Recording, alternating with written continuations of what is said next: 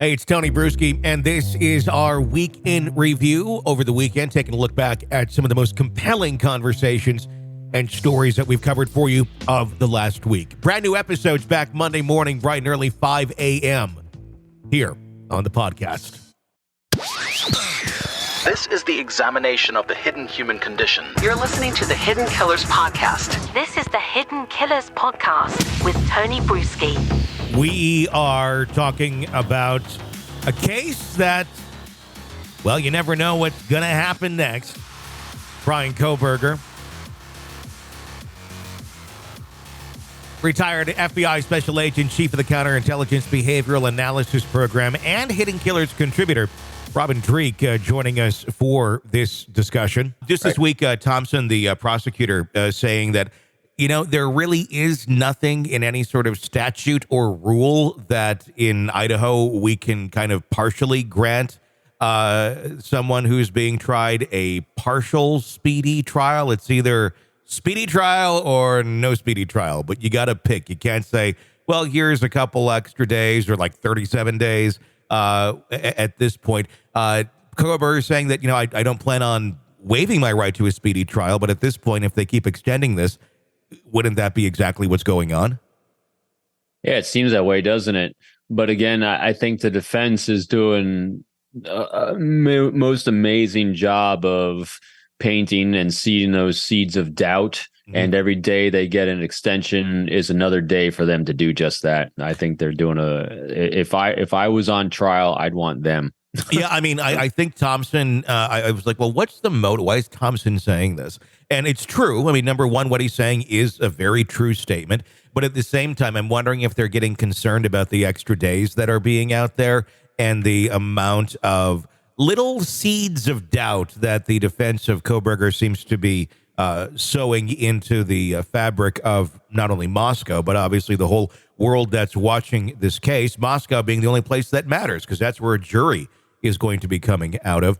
I just saw recently the defense pointing out that there was DNA from 3 men found at the scene and a mystery glove found at the scene as well. It's interesting. We haven't really heard about that much at all until right now, where the defense is coming out and saying that that's part of the information that has been collected that they're looking at in discovery.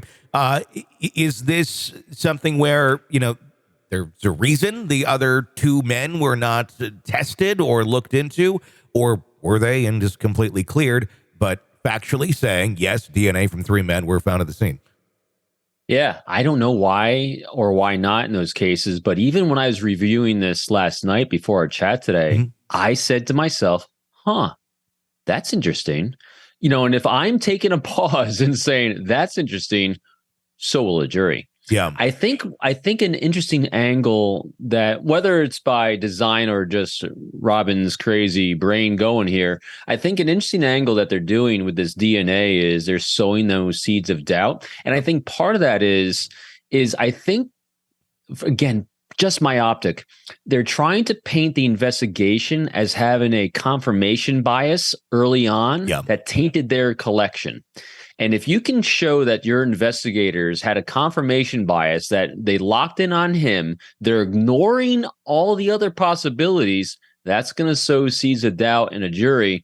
And remember, we've seen this in other cases throughout time and memoriam. Not guilty does not necessarily mean innocent. Mm-hmm. It just means that you failed to prove it. So I think... I tell you, they're just doing a masterful job. Again, from my very humble opinion, those are the takeaways I'm starting to see with this whole DNA chain that they're trying to, I think, if nothing else, put in the media so that potential jurors will see it. Yeah, I mean, it doesn't necessarily mean that what they're stating has a whole lot of, you know, meat to it at the other end. But a lot of people don't explore to see how much meat is on the other end of something. They're just going to look at the title and go, oh, I heard this. And that's where it ends. No context. No, well, yes, they did find this over here, but here's why it doesn't matter. But I think it is interesting that we didn't hear anything about these sort of things. At the same point, if you look at it from a 10,000-foot perspective, it was a party house. I would not be remotely surprised if there was far more than 3 male DNA samples throughout that house. in weird places. Shocked, yeah. I was shocked there was only 3. I would imagine there's far more. If you only found 3, I don't think you were looking good enough. But what matters is just where these things were found.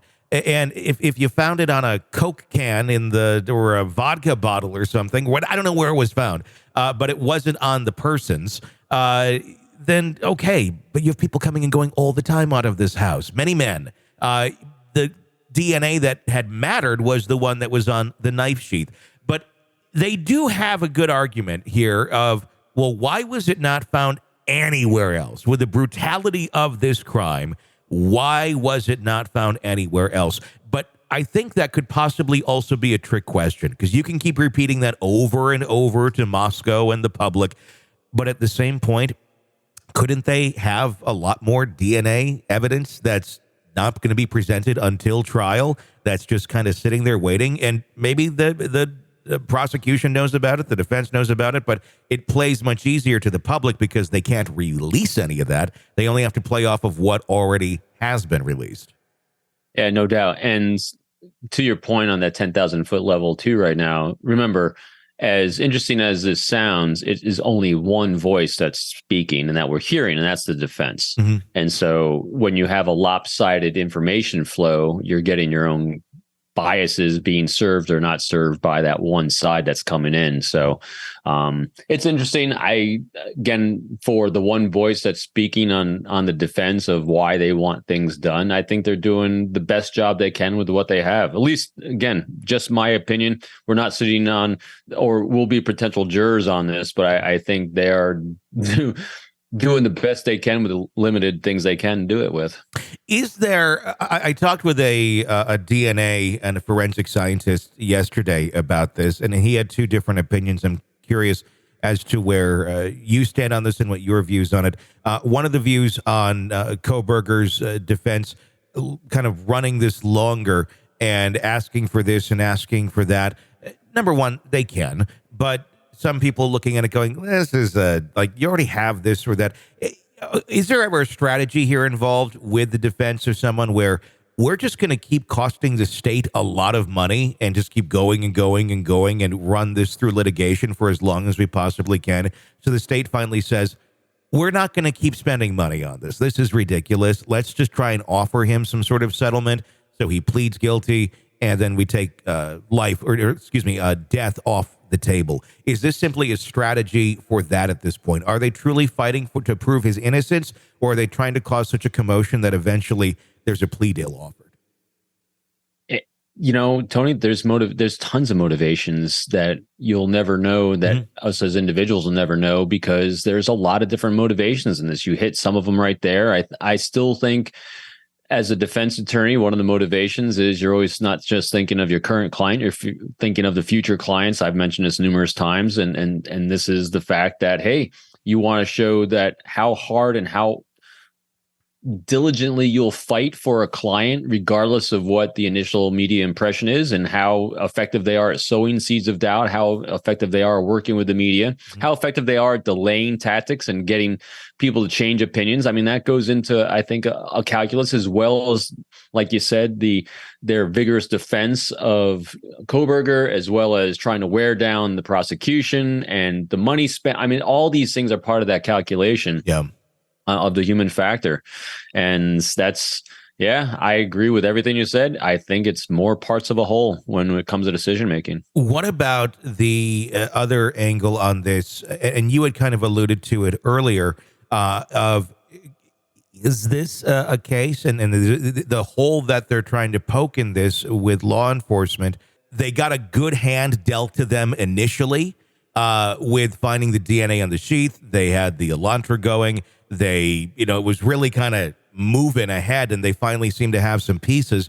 Were they moving too fast in the direction that they said, this must be it, and then putting blinders on to any other possibility? Or was it accurate to do that when you have such kind of damning information that you're getting confirmed left and right? Is it okay to put a somewhat amount of blinders on at that point and really focus specifically on what we're seeing as fact versus fiction?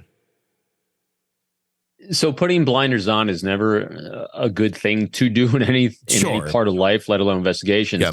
But I think I think what the defense might bring up, what Robin would bring up when going down this train of thought, is the amount of pressure, because it can clearly be evidenced by, the shows that I've been on TV for this, as well as you, that talking about the amount of pressure that the media and the public was putting on the Moscow PD to do something, to come up with a suspect, to make an arrest. And so you lock in and you find some evidence that's allowing you to pursue something, plus you have external forces that are impacting your psychology of this, as objective as you can be.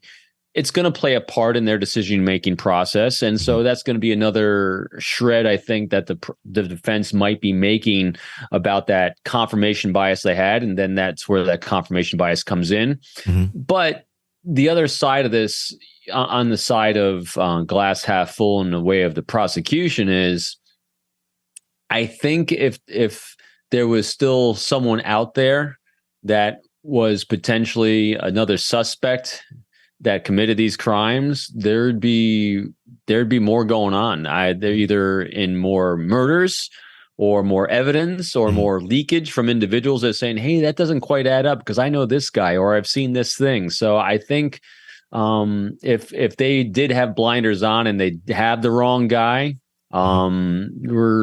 there's going to be other things that, and potentially we might be unaware of them as well, because you were not in the investigation. But I just think there'd be more. But again, I just think the defense is doing a decent job of painting doubt.